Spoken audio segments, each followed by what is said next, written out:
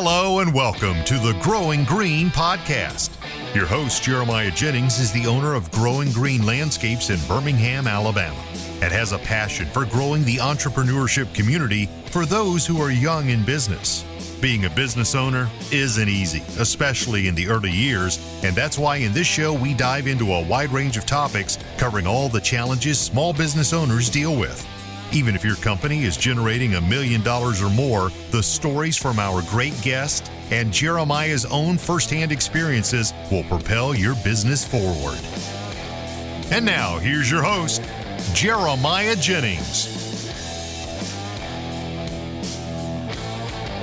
What's going on, everybody? Thank you so much for tuning in to the episode today here on the Growing Green podcast. This is your host, Jeremiah Jennings, and I am super excited to come to you today with another fresh episode for your Friday. Hope you guys are doing well.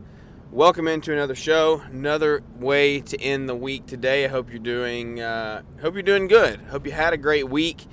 It is a beautiful time to be alive. We have had some crazy weather in Alabama in the last couple days. It's been 75 to 80 last week, and then we got a lot of rain this week. We literally got 3.5 to 4 inches of rain in 24 to 36 hours. Absolutely dumped on, and so that was on Wednesday, I believe. It rained the entirety of the day on Wednesday. Started about halfway through the day on Tuesday. Didn't stop till Wednesday night. So we got tons of rain, and then we got really cold. Got really, really cold, down in the 20s and 30s now, and so we're going to stay that way for the next couple days, I believe. And so I am not looking forward to that. I don't enjoy the cold. I got my taste of cold. Ready for the warm weather to come back. I always, by August, September, I'm ready for the cold. I'm ready for it to cool off, ready to get down into the 30s and the 40s for a couple days, and then I get my taste, and I'm like, all right, let's bring the warm back. So it's miserable installing lights in the cold weather. We were actually really blessed this year. We only had a couple days that were pretty much like miserable to install lights. We got pretty good days out of it. We got mid 50s and 60s in October and November, so made our light hanging schedule a little easier than what it has been in the past. But I am super thankful for each and every one of you. Thank you for tuning in. Thank you for following on with us here. Thank you for making us an hour for you to stop every week or so often, however often you come to the show. Hope you come 3 times a week. But we have been doing a little bit of shorter shows recently, 20, 25 minutes, and I hope that maybe gives you a little life. You don't have to come in here and plan on listening to some 45 minutes to an hour of me rambling. I'm just trying to pack the most value into the shortest amount of time possible for you to come in, get what you want to get, learn something, grow, and leave, and then go implement it, right? I don't ever want to be someone who just rambles to ramble and takes 20 minutes to tell a story. Like, it's not what I want to do. It's not who I want to be, and I don't want you to just waste your time listening to me ramble. And so I am going to have another short show for you today. Again, another 20, 25 minutes. And when we start getting some more guest interviews in here, we'll start extending our shows back out a little bit, just because when you get into really good conversation with guys, it's very easy to go 45 minutes to an hour and a half, right? And I could go an hour now doing solo shows, but it would turn into storytelling and things like, guys, when you listen to people public speak and you listen to someone like host a show, a radio show or something, if you have ever done any sort of speaking or public speaking in your life, you're going to learn very quickly when someone is like just straight ad-libbing, someone is straight telling a story that they're trying to draw the story out. A story could be told in 3 minutes, but they're going to tell it in 8 to make it just sound good and fill airtime, right? And so there's nothing wrong with that by any means. A good storyteller is worth a lot. They hold attention to people. They bring a lot of value. Like, I'm not discounting that at all. There's times when I'm going to tell a story, but it's just not what I'm aiming for right now. I'm aiming for value and doing a short amount of time, because I know that your time is extremely valuable, and you don't get a lot of it. So when you spend it with us, I want to make sure that you're getting the most bang for your buck. But anyway, this is a Friday. If you're listening real time, welcome in to end another week. Hope your week has been productive for you. We are 2 weeks away from mowing here in Alabama, which is chaos, craziness. We've got a lot of training to do over the next 2 weeks, a lot of things to get put in place as far as just like systems and processes. And look, this is what you do when you show up to a yard, blah, blah, blah, blah. Got a lot of documentation to do. So I am looking forward to getting out there, getting in the field the next couple weeks and getting these things put in place, because not only are we 2 weeks from mowing, we are 5 weeks, I believe, from baby boy being here. So we will be having our second son the last week of March, and so we may be 6 weeks. I don't know. I think we are 6 weeks, but we are just rocking and rolling through it, and it's going to be here before you know it. I'm excited to start this journey of parenthood again. People say you can't, like, from someone who only has one kid, I still ask the question, how can I love something as much as I love Jack, right? How is that even possible? That is a pretty simple answer, I believe. What most people tell me is your heart just gets bigger. And I can already feel that, honestly. Like, I can already sense it. I already know that I'm going to, my heart and my thought process and everything that I have in my life that's going to go into raising another son, another kid, is just going to get bigger. And there's no amount of money that you could pay me to, like, love Jack anymore. I love Jack the absolute most that I possibly could. And I think with the second one, I just feel it. I feel the heart already growing. Like, it's already grown through Savannah being pregnant. And the second that thing is here, the second Tate is born, it's just going to grow. It's going to grow in size. And so I'm excited for that. I hope that maybe if you're pregnant or you're in that stage of life that you're enjoying that. Maybe you're walking through a hard stage of life of you can't get pregnant, or you're running into issues. You had a miscarriage. Like, guys, that is something that I want you to make sure you always have someone to talk to. You always have a group to go to. You can always talk and listen and listen to other people, right? Listen to other people's opinions on it, other people's experiences. Learn from their heartbreak and their struggles, and see how their story can help you. We are very in tune with that lifestyle, not the lifestyle, but just that trial in life, I guess is a better way to put that.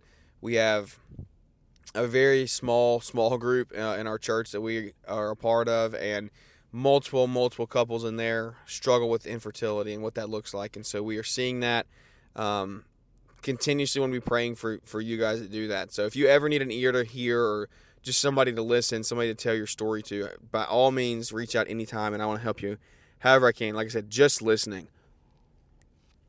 I haven't personally gone through that, but like I said, I want to listen, be understanding, be loving, and help any way that I can there. But anyway, what I want to talk about today, we're in our Friday series here, things that I see entrepreneurs make mistakes at, and I tell you one that sometimes keeps me up at night. Not many things keep me up at night, but something that really gets under my skin, something that I don't feel like is as big of a problem as what it could be. I think a lot of entrepreneurs that are trying to grow don't necessarily deal with this as bad as what some may think they would, but it's the issue of always being the smartest person in the room.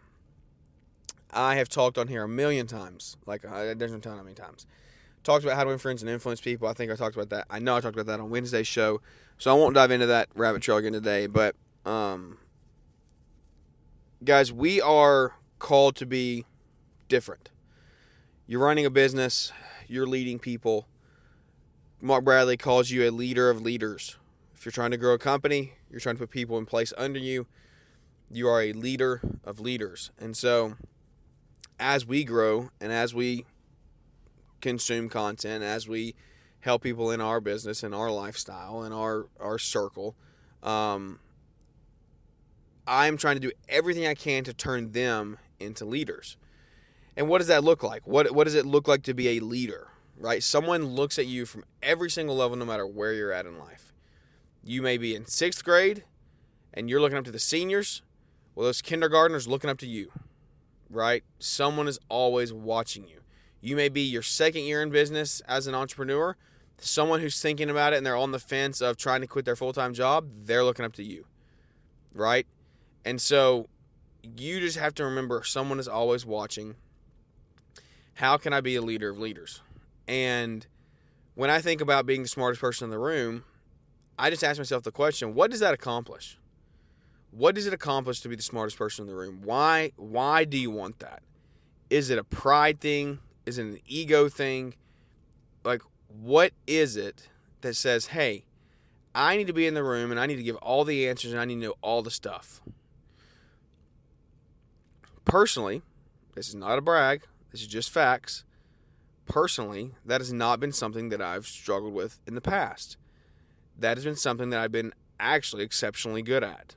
There's a lot of other things that I struggle with, right? A lot of other things. Been open, shared about them, all of that stuff. This is one that I proudly will talk about this, is that that I proudly look at and say, you know what? I don't ever want to be the person that someone looks at and says, it's not even worth really telling them anything. He's not going to listen. Like, I want to be a sponge in every aspect. And I'll tell you why that matters. Guys, I'm 25. I have meetings with people who are 30, 35, 40, 50, 55, 60. And they say, if only I knew what you know at 25, when I was 25, what different place I would be at. Guys, it's not about what you know. It's not about necessarily who you know. It's all about who you know. I mean, who knows you and what you're soaking up from their knowledge. I always want to be around people who are trying to pour into me, who are trying to give advice, who have done something that I want to do. Alex Hormozy talks about this a ton. And if you're not listening to Hormozy, if you're not listening to Dan Martell, if you're not listening to some of these guys who have built really large businesses, sold them, built multiple large businesses and sold them, led people, right? Again, we're talking leader of leaders here. Their executive teams are making millions of dollars a year, right? Millions. They have leaders of leaders in their organizations. As a lawn care guy, you're talking about somebody, an ops manager, or somebody who's going to make $100,000 a year. Okay? I think you can learn some things from some people that they've led. But if you ever listen to them, Hormozy says this, and this does not know if there's a parent out there listening, my parents, anyone's parents, it may be an aunt and uncle, any of your relatives, if you ever send this show to anybody, like, no one needs to take offense to this, right? No one needs to take offense to this. This is just the facts and the hard truth. I'm going to take advice from things that you do really good at that have affected me in a positive manner in my lifestyle. I mean, why do I keep saying lifestyle? In my life and my growth journey, right? The love my parents have shown for me have taken me to new heights, taken me to places I never thought I could go to. The support they've given me has been great, right? They've never told me anything negative about my business. They've never told me not to do anything. None of that. So that is something I have to be very, very thankful for. I'm not going to go seek advice for something that they or another person of influence in my life has never done. Never done. From them. Why would I do it? Doesn't make sense. It doesn't make sense. Why would I seek advice from someone who has not done what I'm wanting to do and is just going to give me advice on what they think works, but they've never done it, right? You never hear me talk about things on the show that I haven't done or haven't actually gone through. It's not me. It's not what I'm gonna do, right? And so, as I meet with these people, like guys, I met with a 35-year-old the other day, had lunch, great lunch, and we were sitting there talking. We were talking about social media, talking about some different things, and he's like, "Look, how to do this, how to do that." I'm like, "Look, there's some of the stuff I haven't actually done, so I'm not gonna sit there and try to give you advice on it." And I have friends and I have acquaintances who have done these things, and I know the steps to take to get there, right? I just personally haven't implemented them and done them, so I can tell you what I know from directly what they've told me. But you can't look at me and say that I've done it. But I'm gonna help you get there with whatever steps I can do to help you get there. So as you move forward in life, as you grow your circles, as you grow your networks, please, please, please, always make sure you're trying to learn from another person in the room that is smarter than you. And this is a big thing. This is a big thing that you will thank me for down the road if you actually take it and take action on it.